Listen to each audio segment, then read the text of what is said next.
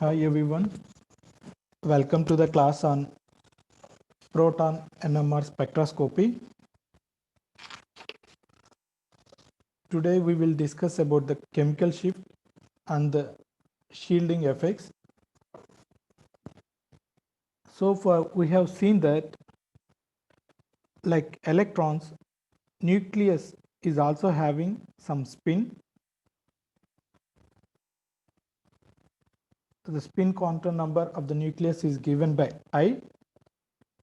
We know only the atoms or molecules which are having non-zero nuclear spin, they are NMR active.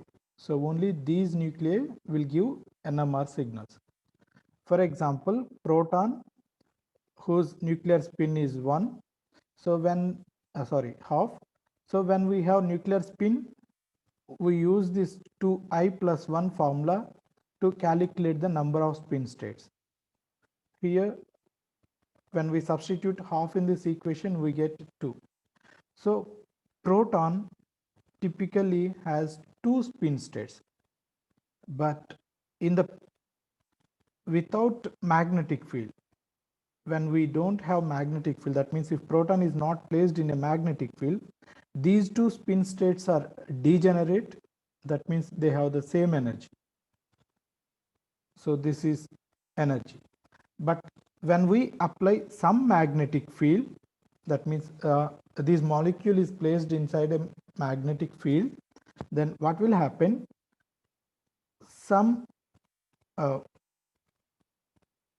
of the 2 nuclear spin states, one nuclear spin state will align along the magnetic field. Say for example, if this is the applied magnetic field, B naught, applied magnetic field, then one spin state will align along the magnetic field and another spin state will align opposite to the magnetic field. Aligned magnetic spin state will have lower energy. This is generally represented by alpha. Opposite spin is represented by beta. It will have higher energy. It is represented by beta. Now, when we pass radio frequency waves, then the nucleons in the alpha spin state, they will absorb the radiation and they will be excited to beta state. So what we call it as inversion of configuration, right? So the basic principle of NMR is that when we pass radio frequency waves to a molecule which is in magnetic field, then it absorbs energy and it will excite to the higher state. So it undergoes spin inversion. So when we pass radio frequency RF waves, so it undergoes spin inversion. So this is the basic of nuclear magnetic resonance spectroscopy. Fine.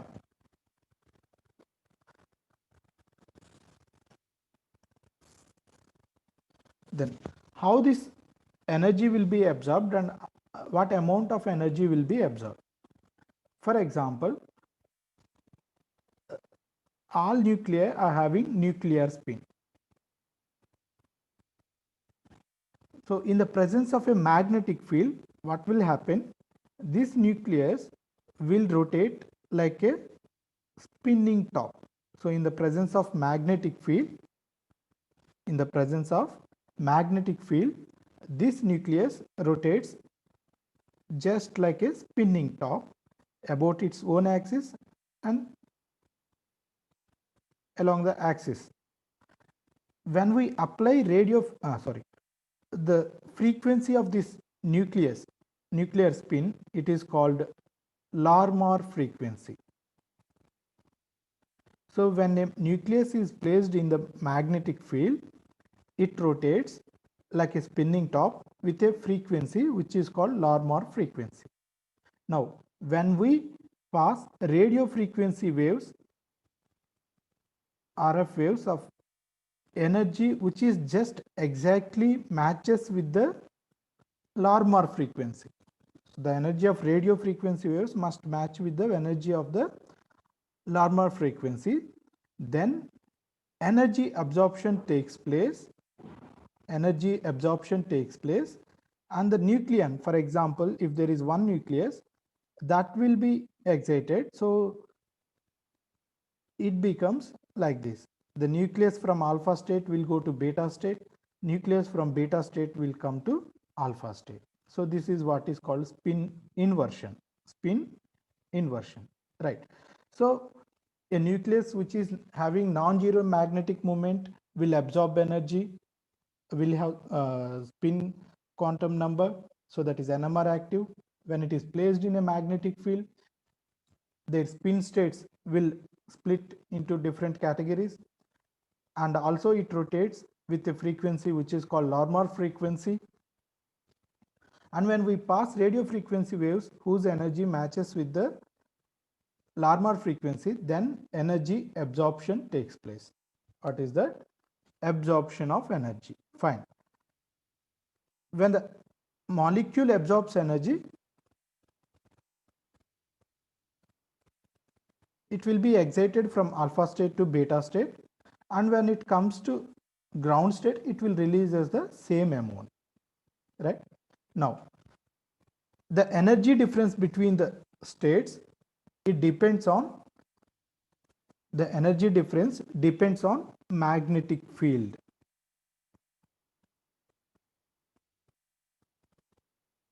For example, it is like this. For a 1.41 Tesla magnetic field, if this is the energy difference, for 14.1 Tesla, it will be the magnetic energy difference. So the energy difference will increase with magnetic field. Fine. Now when the absorption occurs, that means the protons, say for example, we are discussing about the proton NMR. So the protons absorbs energy and they will give some signal. Does it mean that all the protons in the molecule will give the same signal? Right? Because all the protons are absorbing energy and they are doing some nuclear transitions. So does it give the same signal? The answer is no. Different protons will give different signals. Different protons will give different signals. How these different protons will give different signals in the NMR, that we will discuss. That is what is called shielding effect. Shielding effect. So that we will discuss now.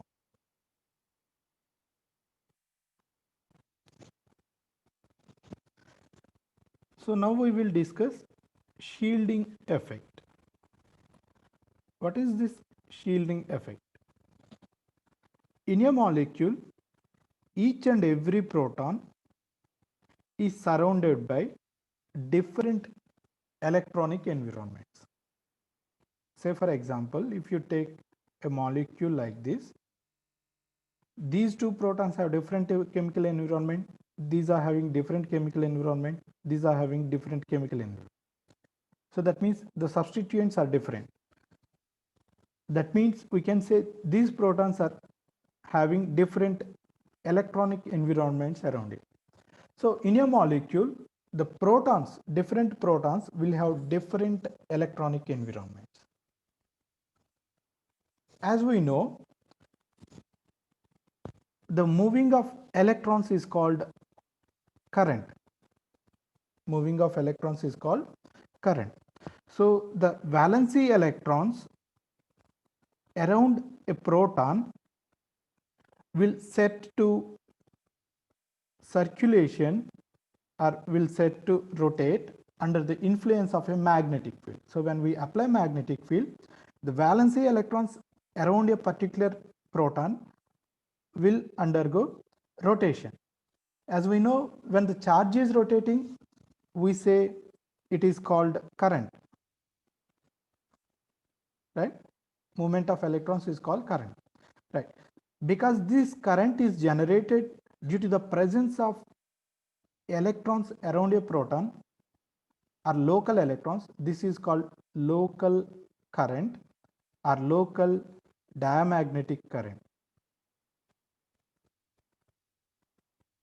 Local diamagnetic current. And of course, we know when there is a electric field, there is also a possibility for magnetic field. There is also a possibility for magnetic field. So when the valency electrons are rotating, it generates a local current or local diamagnetic field, local current. When we have electric field, we also have magnetic field. This magnetic field is called local magnetic field or local diamagnetic field.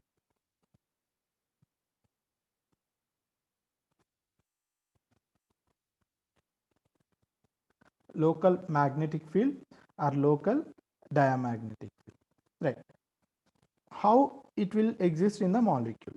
For example, I'll try to write the magnetic lines. So from one side they will emerge from the molecule or atom, from the other side they will come into the molecule.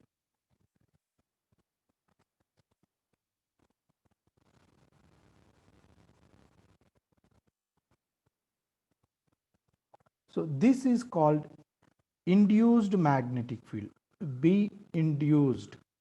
So this magnetic field is generated due to the valency electrons that are present around a particular proton. Now, this local induced magnetic field will align opposite to the applied magnetic field. So we are placing our molecule in a magnetic field. So this generated local diamagnetic field, it will be aligning opposite to the applied magnetic field. So that means what is happening? This induced magnetic field is screening the applied magnetic field. As a result, the effective magnetic field will decrease. So the effective is nothing but B applied minus B local or B induced. B local or B induced. So what is happening? Due to the presence of electrons around a proton, it is generating a local diamagnetic field which is opposite to the applied magnetic field, so that it is screening the proton from the applied magnetic field. As a result, the resultant magnetic field felt by the proton is decreasing. So the resultant magnetic field observed by the proton, so that is what is called B effective, is nothing but B applied minus B local. This is the origin for the signals given by different protons.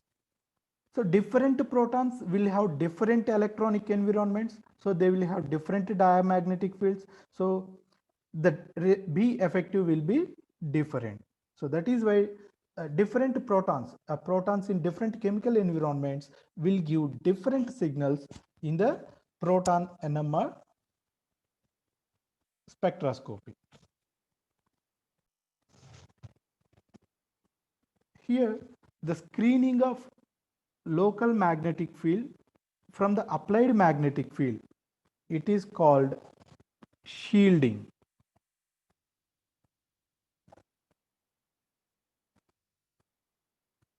So the electrons around a proton are shielding the nucleus from the applied magnetic field. So this is, in other words, we call it as diamagnetic anisotropy.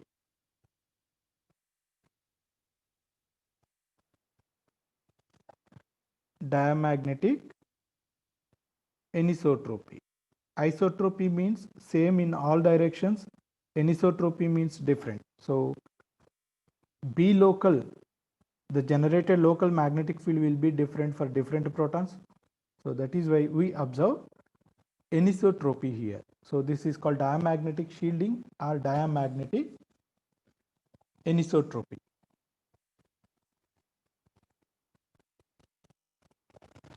So in NMR spectroscopy, when the absorption of energy takes place, the nucleons from ground state will be excited to higher spin states, and when they come back to their original state, they will release the energy. So detector will detect that released energy and it will give the information to the computer. So computer generates a graph of intensity versus frequency, and x-axis frequency, y-axis intensity, and the spectrum looks like this. It is the representation of the spectra is reversed to the IR spectrum. Now, the right side,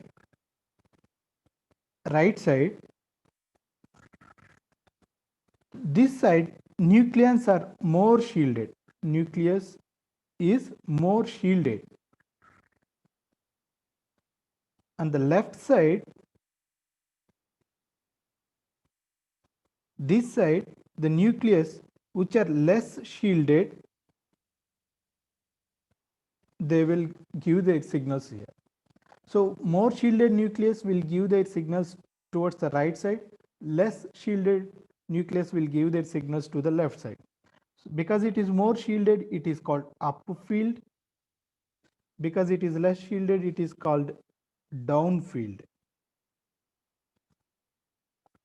Because it is more shielded, the resultant, because B local is higher, so the resultant is lower. So that is why these signals will have less energy, whereas the signals on left side, they have more energy. When they have less energy, of course energy is proportional to frequency, so we will say these have less frequency, these have more frequency. So in an NMR spectroscopy, the graph looks like this, a graph of intensity versus frequency. Here, the right side is called up field because it is more shielded. Because it is more shielded, the protons will give less energy or less frequency. The left side is called less shielded or down field. Because they are less shielded, the resultant is high. So they will have high energy signals or more frequency signals. Right. We are, for example, if we use a magnet of 1.41 Tesla, we need to apply 60 megahertz radio frequency. 60 mega means 10 power 6, 60 into 10 power 6 hertz. Is it possible to identify or is it possible to remember the signals in this vast region from 1 to 10 power 6? It is highly difficult, right? So for that, what we will do, we will use a reference compound. We will use a reference compound, and we always present the shift of compounds with respect to reference. Generally, the frequency of compound minus frequency of reference. So it is difficult to remember the values in this region, in this vast range. Generally, the spectra are represented with the shift of the protons. That means the distance of the compound protons from the reference. Then it would be easy to remember the values. Okay. So in order to maintain a simplicity, we generally never measure the frequency of the signals. We measure the shift of the frequency of the compound from the reference.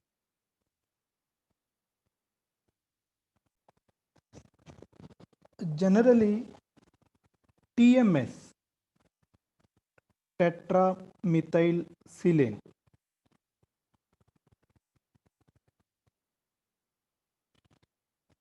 is used as a reference in the proton NMR spectroscopy, generally in any NMR.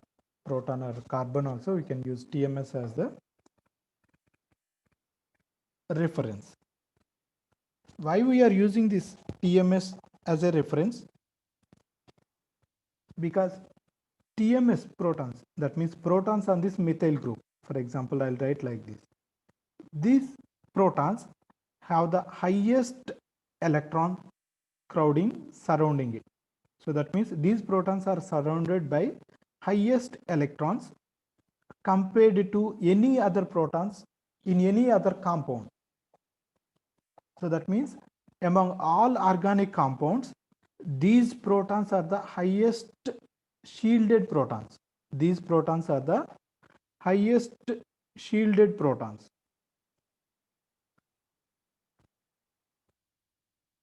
So when we say these are highest shielded protons, they will give lowest frequency. Lowest frequency. So in the NMR spectrum, they will give lowest frequency. Generally, we will give 0 for this. So the TMS protons are generally given 0 value, and we will measure the shift of the compound protons with respect to TMS protons. So TMS will not be observed at 0. We are giving the TMS protons a 0 value. Okay, right, so that we can easily measure the difference of frequency of the compound protons and frequency of the reference compound.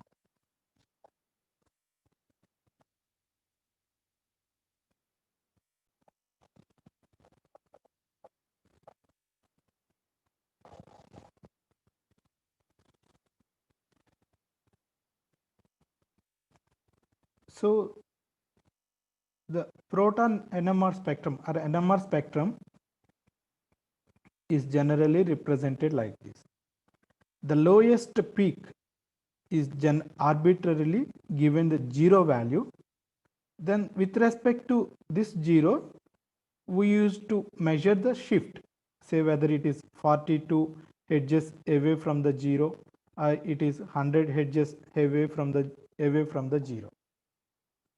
Right. When we measure the shift of compound protons from the reference, then it is also difficult to remember the values from 1 to 100, say, but the differences may vary from 0 to 1000 also. Then it is difficult to remember all these values, right? So for this, a simplified concept is developed, which is called chemical shift. What is chemical shift? The chemical shift is defined as the shift in frequency of compound from reference, and for simplicity it was divided with the frequency of instrument. Frequency of instrument. When we divide it with frequency of compound minus frequency of reference by frequency of instrument. When we do this, generally frequency of compound and frequency of reference, they are measured in hertz. In instrument it is measured in megahertz. So hertz will get cancelled. Then what we will have is difference by some value. So we will get some x into 10 power minus 6. So we don't have any units here. So we are getting some x into 10 power minus 6. This is what is called chemical shift, which is denoted by delta. The advantage of delta or the simplicity of delta is that delta values are ranging from 0 to 12, or sometimes 1 or 2 units higher or lower. So that means from a megahertz, that means 10 power 6 to, we are bringing that chemical shift to 0 to 12. So to a very, very small scale. So we can easily remember the frequencies are delta values for different protons. Okay, right. So here the chemical shift is measured in million inverse, or we can say it is parts per million, ppm, parts per million.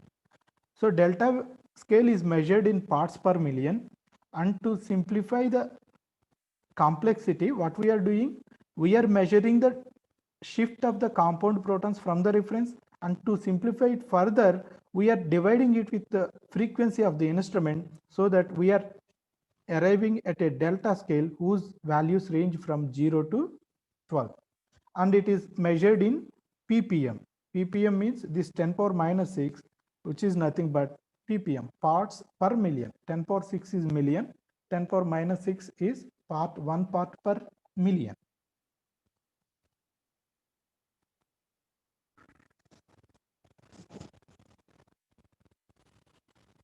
So the delta scale is represented from 0 to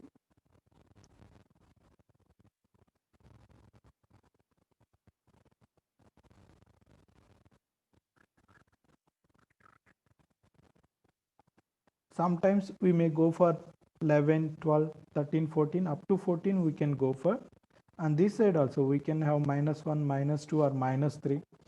So delta scale is very, very small. Now the advantage of delta scale is that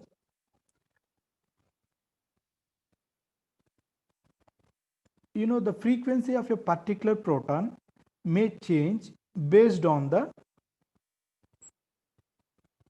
magnet.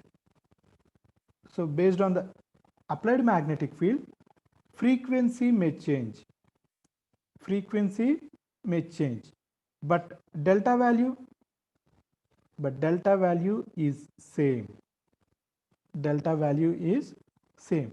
That means you may have 60 megahertz instrument, I may be having 100 megahertz instrument, but when we represent the frequencies in delta, we obviously represent with same values. So then there will be no confusion among the scientific community.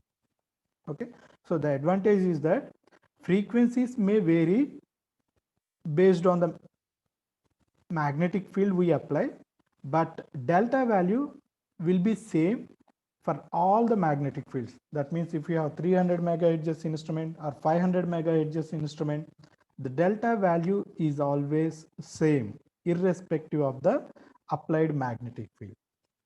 Initially, delta scale is also tau scale is used to represent the chemical shift values. Tau is 10 minus delta, but we are now using only delta scale due to its advantages. Tau scale is not at all used. When we look at the instrumentation, what we will do, we will take a small NMR tube, which is around 15 centimeters in height.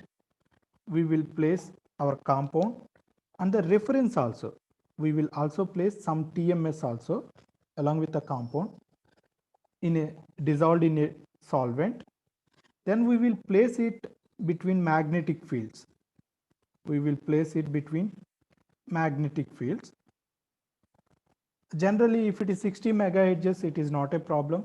But if it is higher megahertz, higher magnetic field strength, then superconducting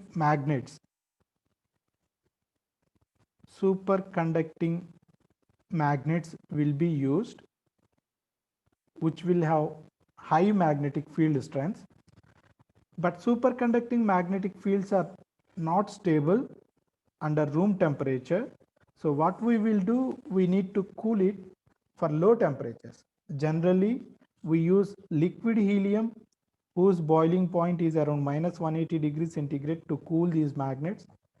Because it is having very low boiling point, it may easily evaporate. So to cool the liquid helium, we use liquid nitrogen whose boiling point may be around -80 degrees. So liquid helium, we change it for every year. That means if the amount of liquid helium decreases, we will pour some more amount for every year. But liquid nitrogen, we will fill the liquid nitrogen for every week.